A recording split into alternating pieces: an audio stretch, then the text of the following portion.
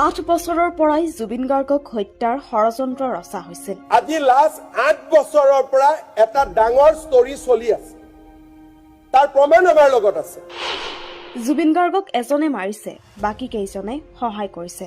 এজনে মাৰিছে, আন কেইজনে সহযোগিতা কৰিছে। জুবিনৰ সম্পূৰ্ণ ঘটনাত 5জন মানুহ জড়িত হৈ আছে। এজনে মাৰিছে, আন কেইজনে সহযোগিতা কৰিছে। সদনত মুখ্যমন্ত্ৰী হিমন্ত বিশ্ব শৰ্মাৰ বিস্ফোৰক মন্তব্য। সদনত মুখ্যমন্ত্ৰী হিমন্ত বিশ্ব শৰ্মাৰ বিস্ফোৰক মন্তব্যই এতিয়া পুনৰ কঁপাই তুলিছে ৰাজ্য। সদনত মুখ্যমন্ত্ৰী হিমন্ত বিশ্ব শৰ্মাই ঘোষণা কৰিলে যে প্ৰাণৰ শিল্পী জুবিনদাৰ মৃত্যু সহজ মৃত্যু নাছিল, সেয়া আছিল এক পূৰ্ব পৰিকল্পিত হত্যাকাণ্ড। আজি লাষ্ট 8 বছৰৰ পৰা এটা ডাঙৰ ষ্টৰী চলি আছে, তাৰ প্ৰমাণ আমাৰ লগত আছে।